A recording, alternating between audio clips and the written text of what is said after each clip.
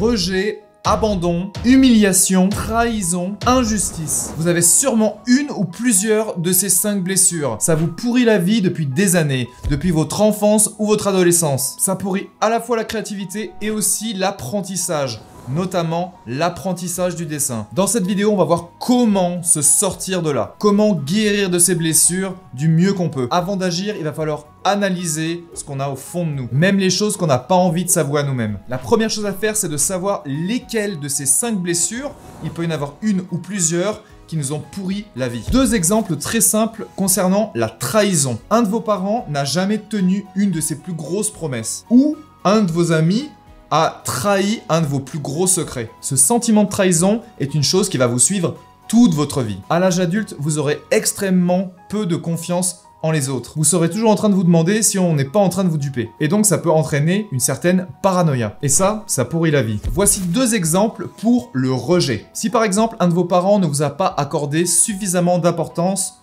en vous dévalorisant, ou si vous avez été un adolescent qui a été exclu d'un groupe pour une raison ou pour une autre. Par conséquent, à l'âge adulte, vous aurez du mal à vous ouvrir aux autres, par peur du rejet, évidemment. Et vous vous montrerez probablement très indépendant. Vous préférerez rester seul. Voici 2 exemples pour l'abandon. Un enfant peut ressentir l'abandon quand un de ses parents quitte le foyer familial, souvent sans ne rien dire.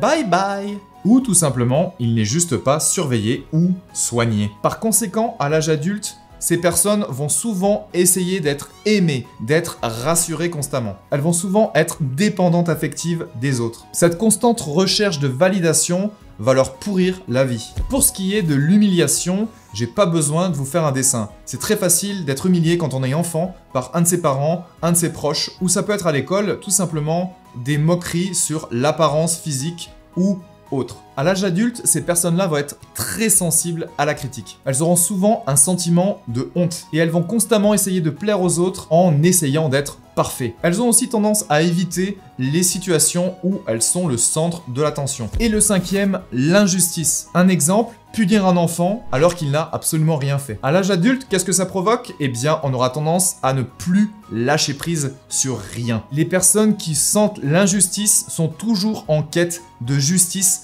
et sont relativement rigides. Elles peuvent être très critiques envers elles-mêmes et aussi les autres. Elles auront beaucoup de mal à accepter les choses telles qu'elles sont. Malheureusement, ces 5 blessures ne se valent pas en termes de productivité. Le rejet et l'injustice sont les 2 blessures hyper productives. En général, les personnes à l'âge adulte essaient de chercher une certaine productivité, essaient d'être meilleures jusqu'à s'en rendre malades. Quant à l'abandon, l'humiliation ou la trahison, cela fait des personnes qui ne décident pas forcément pour eux ou qui ne prennent pas action. Ils auront souvent du mal à prendre des initiatives, à s'exposer et à éviter de s'engager. Maintenant, est-il possible de guérir de ces blessures? La réponse est oui, en tout cas partiellement. Cela peut passer par le développement personnel, en autodidacte, mais aussi par parfois la thérapie. Donc n'ayez pas honte d'aller voir une tierce personne qui ne sera pas dans le jugement et qui pourra vous aider ou vous guider vers la guérison. Concernant la trahison, une thérapie centrée sur la confiance et les relations peut être utile. Apprenez à établir et à maintenir des limites saines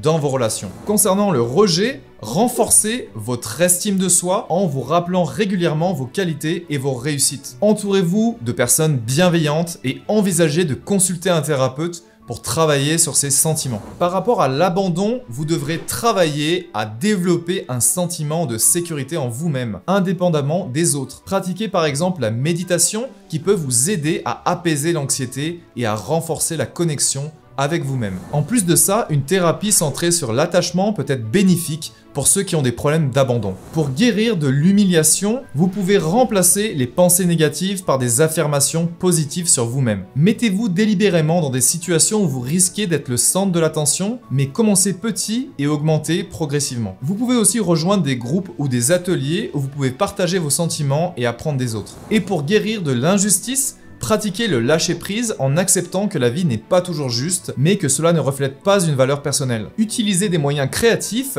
l'écriture, l'art, la musique, pour exprimer vos sentiments d'injustice. Vous pouvez aussi chercher du soutien chez vos meilleurs amis, des amis de confiance ou chez un thérapeute. Et peut-être que certains sont inquiets du fait qu'ils vont perdre un petit peu de leur créativité en guérissant de certaines de ces blessures. Rassurez-vous, c'est complètement faux. La guérison ne tue pas la créativité. Et si vous essayez d'apprendre à dessiner ou toute autre compétence, sachez que tous les efforts que vous faites pour guérir vont vous aider à apprendre de nouvelles choses. Dans mon cas personnel, j'ai eu 3 grosses blessures. Le rejet, l'humiliation et l'injustice. Le rejet et l'injustice avaient pris le contrôle de ma vie à l'âge adulte. En effet, je faisais toujours mon maximum et quand quelqu'un me critiquait, je me disais mais comment c'est possible de me critiquer? Je fais toujours mon maximum. Et donc j'avais beaucoup de frustration et de colère en moi et c'est pour ça que j'ai pratiqué des arts martiaux. Et ça m'a fait un bien fou. Les arts martiaux m'ont appris l'humilité. En effet, quand on se prend un pain dans la gueule et qu'on n'est pas capable d'en renvoyer un, eh bien, on devient plus humble. J'avais aussi beaucoup de honte en moi et de mélancolie. Pour la mélancolie, ça a été très simple, j'ai arrêté complètement d'écouter des musiques tristes. Ça m'a guéri instantanément. Et maintenant que je vais beaucoup mieux dans ma vie, des années après, eh bien, en fait, maintenant que j'écoute une musique triste, ça va. Par rapport à l'humiliation, au fur et à mesure que je devenais meilleur dans un petit peu tout, je me suis rendu compte que j'essayais parfois d'humilier les autres. Eh bien, ça ne m'a absolument pas servi. Se venger de l'humiliation, c'est la pire chose que vous puissiez faire. Ça peut se retourner contre vous et en plus, ça n'améliore absolument rien dans le monde. Non seulement ça ne vous rendra pas meilleur, mais en plus, vous allez vous sentir coupable. Pour remplacer cette envie de vengeance, j'ai complètement fait l'inverse. Maintenant, j'aurais plutôt envie de donner quelque chose à n'importe qui, même un inconnu dans la rue, sans attendre rien en retour. En donnant sans rien attendre, vous allez vous rendre compte que non seulement vous êtes plus heureux, mais vous donnez de l'espoir aussi au monde. Et vous donnez aussi envie aux autres d'être plus altruistes. Si vous voulez découvrir l'article complet que j'ai écrit, vous pouvez cliquer sur le lien qui s'affiche à l'écran ou cliquer sur le lien qu'il y a dans la description de la vidéo. N'hésitez pas à partager avec moi les blessures que vous avez eues au cours de l'adolescence ou de l'enfance et agissez maintenant pour rendre meilleure votre vie. J'ai commencé ma guérison à 28 ans et j'en ai maintenant 43. Je peux vous assurer